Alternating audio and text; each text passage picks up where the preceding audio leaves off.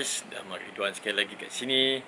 Hari ni ialah 12 hari bulan Januari 2020, which means it is about 2 weeks we are into the new year. And as you know, 2021 ni bermula dengan baik jugalah untuk The Ahmad Ridwan. Berjaya bermain bola sepak buat pertama kali sejak September 2020, 3 bulan tu. And semuanya ada ke dalam blog sebelum ni. And memang sesuatu yang amat menggembirakan. Tetapi malangnya lah, selepas saja pulang daripada Kelang Valley, Lembah Kelang, suasana terus menjadi tak ceria untuk kebanyakan Malaysians dalam tahun 2021. Pagi itu sampai, tengah hari itu air mula naik ke at most parts in the East Coast, and kita tengok LPT terputus. Bandar-bandar yang ada dekat Pantai Timur ni mula ditenggelami air, Temerloh, Kemaman, dan menyaksikan ramai orang yang terpaksa pindah pusat penempatan sementara, temporary shelter, something like that lah. So ramai yang kena pindah kat situ. Dan paras air kali ni juga ramai yang kata lebih tinggi ataupun hampir menyamai apa yang mereka lalui pada tahun 2014. 2014 ialah di mana hampir keseluruhan Pantai Timur ni, Kelantan, Terengganu dan Pahang lumpuh. Memang air masa itu memang paras tinggi yang amat sangat. Kuantan rasanya memang beberapa hari juga tak dapat nak bergerak ke mana-mana. Begitu juga dengan Kota Baru. Dan rasanya masa itu jugalah berlaku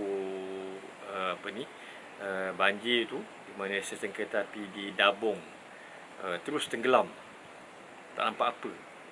Memang teruklah kerosakan pada tu. And tahun ni hampir-hampir sama. There are not so many infrastructure damages such as that, but quite a number of roads are damaged, especially kalau kita tengok dekat jalan lodging Cameron Highlands. Memang kat situ memang kereta putus terus lah.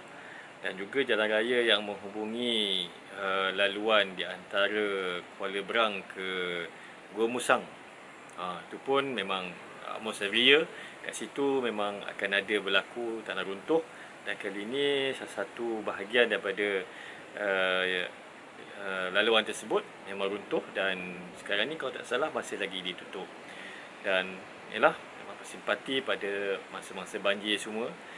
Ramai rakan-rakan yang sudah pergi menghulurkan bantuan kepada mangsa banjir yang pulang ke rumah, sama ada bantuan makanan, pakaian dan juga tenaga, yang mana mereka membersihkan rumah-rumah mangsa.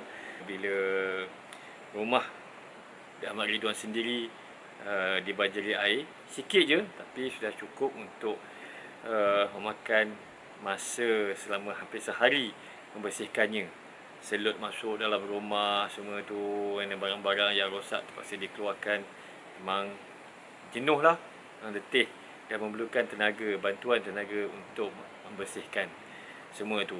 Dan Alhamdulillah ramai rakan-rakan di Ahmad Ridwan yang berpeluang menghulurkan bantuan untuk bangsa-bangsa tersebut. Di baru ni dia orang pergi ke Pasir Raja, Kampung Syukur di Hulu Dungun rasanya. Dan juga semalam kalau tak salah mereka pergi ke Kemaman untuk melakukan kerja-kerja tersebut. Good job guys. InsyaAllah kalau ada peluang, ada keupayaan, Ahmad Ridwan akan join di masa yang akan datang. Buat masa ni tak dapat memberikan komitmen. Anyway, selain daripada banjir, Malaysia juga sekarang teruk dengan kes COVID-19, pandemik COVID-19 yang kita hadapi sekarang ni. Memang nampaknya semakin membimbangkan, amat membimbangkan.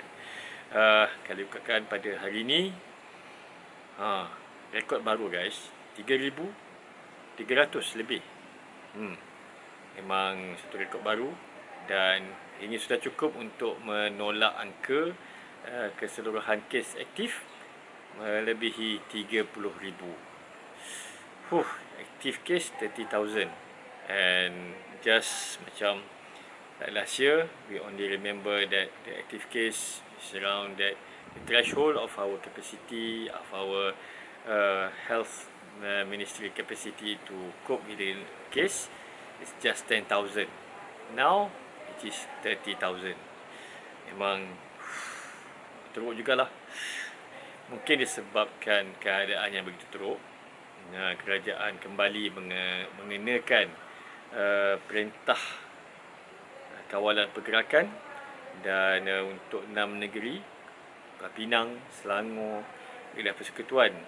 Wilayah Persekutuan ni dia ada Labuan, dia ada Kuala Lumpur dan dia ada Putrajaya, Johor, Melaka, dan satu lagi mana?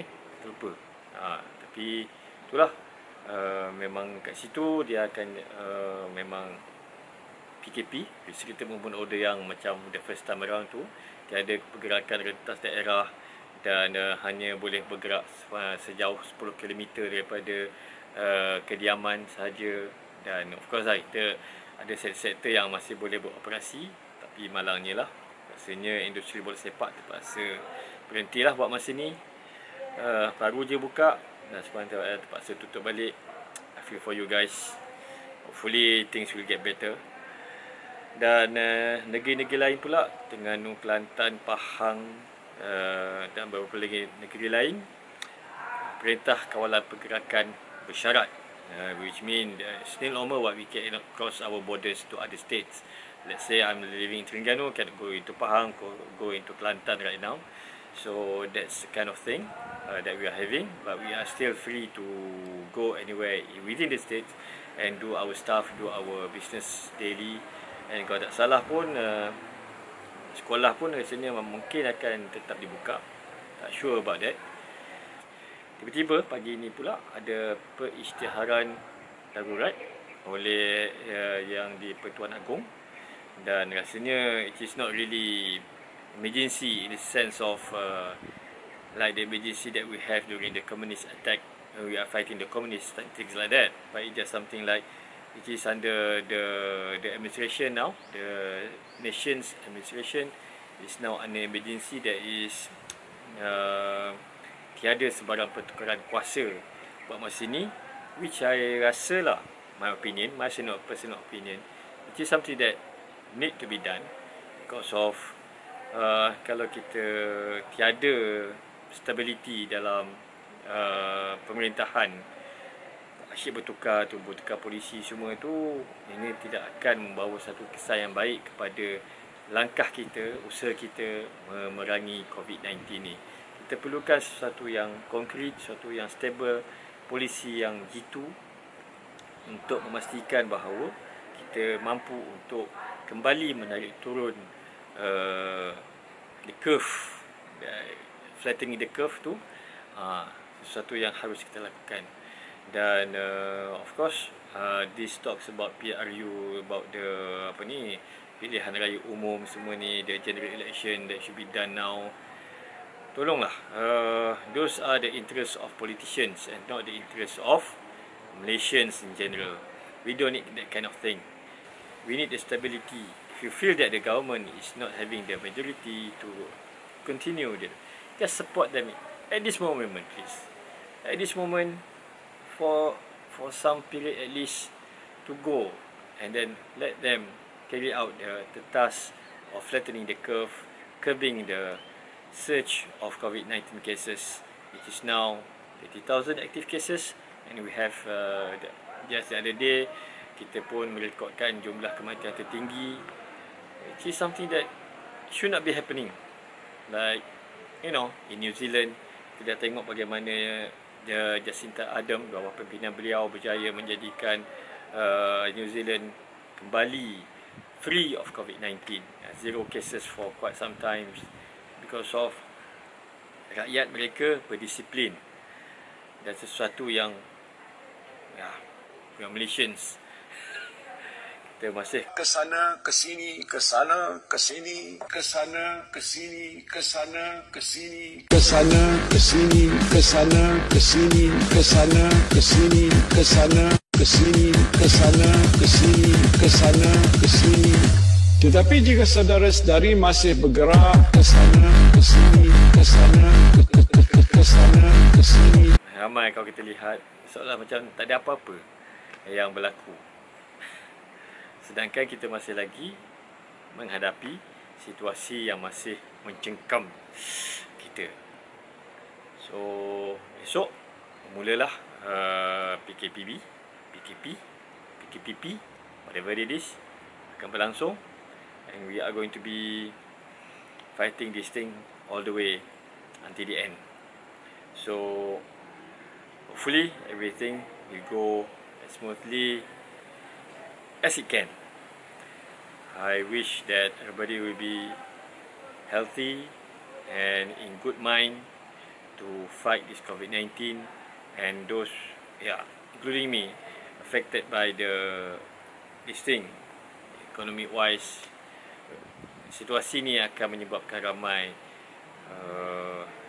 jadi tiada pendapatan.